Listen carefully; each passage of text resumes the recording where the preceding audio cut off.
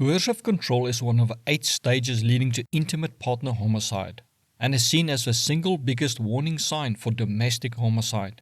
Because of its insidious nature and calculated execution that is tailor-made to each victim by the abuser, it can go undetected as abuse for decades, leaving victims empty shells of their former self, and tragically, in some cases, no longer with us. Let's dive into the bone-chilling details of this sinister abuse, often referred to as intimate terrorism. Coercive control is a descriptive term for a deliberate strategy where several tactics are used to form a pattern of behavior designed to gain and maintain control and dominance over a person. Coercive control is seen as the foundation for almost all domestic violence and deprives a person of their basic human rights to freedom and autonomy, turning them into an obedient slave for the abuser. Victims are slowly over time conditioned to obey without question by severely punishing them for any disobedience or failing to meet the abuser's absurd expectations, while spared punishment or sometimes rewarded for obedience, which is similar to torture techniques used on prisoners of war to break them down. Coercive control starts from the moment the victim meets the abuser and is slowly increased over time, making it very hard to detect without knowing what to look for. To understand coercive control fully, it is vital we look at each component separately, being control, of which intimidation is included, and coercion, and then the 10 common tactics used by abusers. Coercive control is not an anger issue where the abuser sometimes loses control.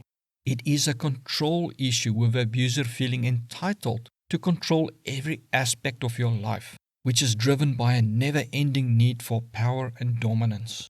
The degree of control, as well as the area of control forced upon the victim, varies from abuser to abuser, and often from day to day as the abuser feels it suits their agenda for the moment, leaving the victim confused and always in a state of anxiety that they may at any moment disappoint or anger the abuser.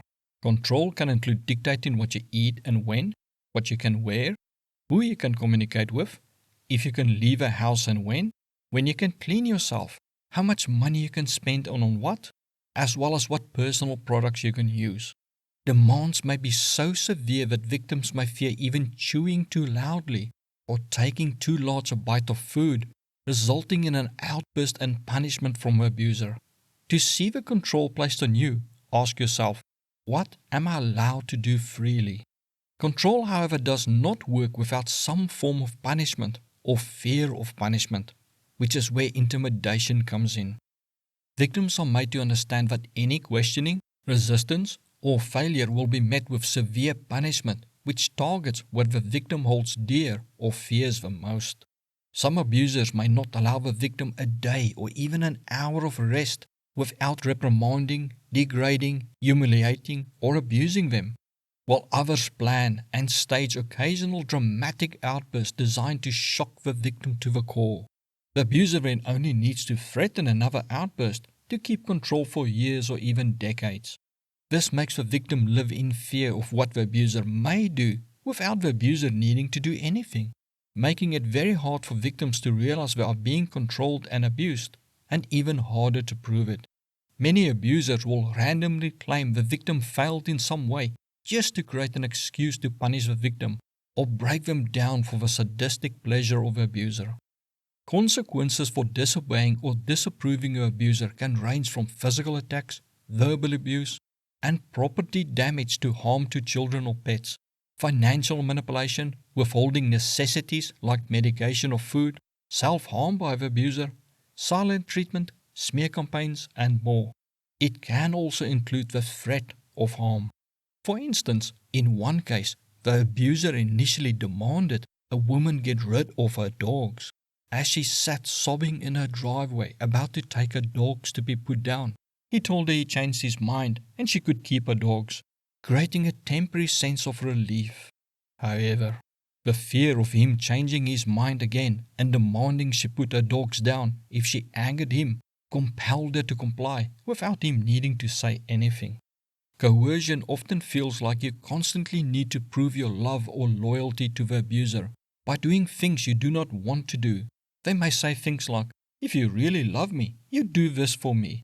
Or, if you cared about the family or children, you would give up your job and spend more time at home. The abuser may use shaming or guilt tripping or make you feel worthless to push you to comply. The aim is to get leverage over you directly, such as getting you to commit a crime and then threaten to expose you, or indirectly, such as getting you to take drugs or alcohol in excess to the point that you lose your job or cannot hold a job and are reliant on the abuser. The abuser may also make promises to take care of you or make you believe you are not good enough so that you leave your work or stop your studies. It feels like they demand you to do something or else. Yet, when you are faced with the consequences, they turn around and say, they never forced you. It was your decision. For instance, the night before a job interview, they may hold a party to celebrate your new job and then make you feel bad for not joining in. They then push you to overdrink, resulting in you oversleeping or smelling like alcohol the next morning and not getting the job. Then they berate you for screwing up the interview and not contributing financially. Recognizing coercive control can sometimes be hard due to the countless ways abusers exert influence. Let me explain by using the first of the 10 key tactics abusers often use, being isolation. Clear-cut control ways to isolate you involve selling your car, seizing your keys or phone, or using physical or verbal aggression to stop you going out or communicating with people. However, they may use subtler strategies such as making degrading comments so you are too ashamed to go out, or make you think your friends or family are against you so you avoid them. The abuser may also claim they planned something special for you on the same day, or fake an illness to make you feel bad for leaving them alone. They may even humiliate you or themselves in public so you fear going out. However, they may use unseen tactics such as secretly sabotage your car or hiding your wallet or car keys to stop you from going out, and then secretly fix the car or replace your wallet or car keys later while claiming there's nothing wrong with the car or your wallet and keys were there where you left them. They may even make you ill, such as one case where a boyfriend secretly switched his girlfriend's plant-based milk with cow's milk that he knew she was highly allergic to, which caused her to start to develop severe acne and fall ill, just to stop her from going out. Isolation is a strategy to gain control by cutting you off from support and people who may expose the abuser's tactics. With no help, it makes it difficult for you to escape, as you may feel you have no one to turn to for advice or help. Questions to ask include: can I go out when I want to without facing opposition or restrictions? Can I freely maintain relationships with friends and family without interference or guilt tripping? Tactic number 2 is monitoring your time and every move to make you feel trapped and obligated to report your every move, fostering an environment of control and dominance. Common strategies are to go through your phone, laptop, email, post, account statements, installing tracking apps, or planting tracking devices on your car, as well as questioning your whereabouts incessantly. They may demand you send pictures of where you are and with who, get your children to spy on you, activate location sharing, or having friends follow you. They may also set curfews for you and measure the time and distance it takes to say your work or the shops to make sure you did not stop somewhere else. If you are even 1 minute late, you may be accused of having affairs or wasting their time. Questions to ask include: can I freely move about without experiencing constant text messages questioning my location, activities, or the people I am with? Am I required to prove where and with who I am? Is my every move and minute of my day scrutinized? Tactic number 3 is spying on you, often by checking your social media accounts, installing cameras in the house or your car, and the abuser stalking you or getting people to stalk you. This is to make you fear that you can do nothing without the abuser knowing about it. This often goes with the previous tactic to ensure you remain within the abuser's influence, creating an environment of surveillance that makes you too afraid to even think of leaving them or disobeying them. Questions to ask include: does the abuser or their friends keep turning up at places I go to even if I change my schedule? Does the abuser seem to have information on my activities that they should not have? Are there signs that someone has accessed my personal devices, social media accounts, or emails without my knowledge or consent? Is my partner asking detailed questions about my whereabouts, activities, or interactions that go beyond the normal level of curiosity and shows a pattern of monitoring behavior? Tactic number 4 is to micromanage you by taking control over every aspect of your life. The abuser makes decisions for you, such as what you can wear, what and when you can sleep, when you can wash yourself, what personal care products you may use, if any, if you can work, down to how exactly you are allowed to chew your food. They may even speak for you in public settings, as well as tell you how you should feel, when you are allowed to laugh or cry, down to telling you what your favorite color is. This is a sadistic tactic to dominate you and turn you into a robot to serve their needs. It's all about taking away your freedoms, autonomy, and what makes you human while giving them a rush to have so much power and control over someone, making them feel like a god. Questions to ask include: do I have the freedom to choose my daily routine, including what I wear, eat, and when I sleep? Am I allowed to work when I want to, or pursue personal interest without facing punishment or restrictions? Do I feel anxious or fearful about the consequences of making decisions without my partner's approval? Do I fear disappointing or upsetting the abuser in any way, even if it's an accident like spilling coffee or forgetting to put a light off? Tactic number 5 is to deprive you of access to support services, such as a doctor, dentist, medical treatment, medicine, and so on. You may be stopped from seeking these services or fear the consequences if you do so without approval. The abuser may refuse to pick up or pay for your medication, refuse that you take it, or throw it away. This creates life-threatening situations where you have to choose between your health and complying with the abuser's demands. Questions to ask include: can I freely schedule and attend medical appointments without interference or monitoring from the abuser? Am I allowed to take and manage my own medication? And do I have control over obtaining necessary prescriptions? Do I have the autonomy to reach out to friends, family, or support organizations for assistance without the abuser's intervention? Tactic number 6 is to repeatedly put you down with degrading comments, remarks, accusations, and name-calling, even for accidents or small slip-ups. This is to shatter your self-esteem, self-worth, and confidence, to make you feel incapable of escaping the abusive relationship or fear you cannot take care of yourself if you do. It also makes you believe you do not deserve help. By claiming you are not meeting their expectations and always doing things wrong, the abuser justifies their controlling and abusive behaviors by portraying you as inferior and undeserving of autonomy and respect. Questions to ask include: is my partner consistently making negative comments about my intelligence, abilities, appearance, or character? Does my partner downplay or dismiss my accomplishments, making me feel inadequate or incapable?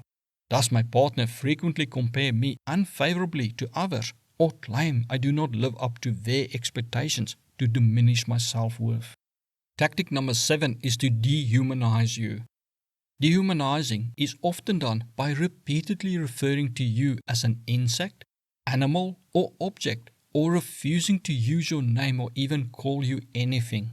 This is to instill the abuser's mindset into you, which is that you are nothing and not deserving of basic human rights, as well as that you are their property to do with as they please. Their toaster or the dirt under their shoes may have more value and get better treatment than you. Questions to ask include: am I treated or referred to as an object or something less than human? Do I feel so ashamed of myself or worthless that I feel I do not deserve to live, nice things in life, or kindness and help from others? Tactic number 8 is to control your finances to make you dependent on the abuser, even if you are the sole breadwinner. This is to make it hard for you to leave. Often the abuser will not allow you to work or dictate how you can spend your money. They may give you a pitiful allowance or demand you ask them for anything you need. You may be required to provide proof of your spending, and receipts may be scrutinized, sometimes resulting in you being forced to return items they do not approve of. Questions to ask include: do I have control over my own income and financial decisions? Does the abuser demand approval for every expense even if it's my money? Tactic number 9 is to deprive you of basic needs such as food, shelter, clothing, and sleep.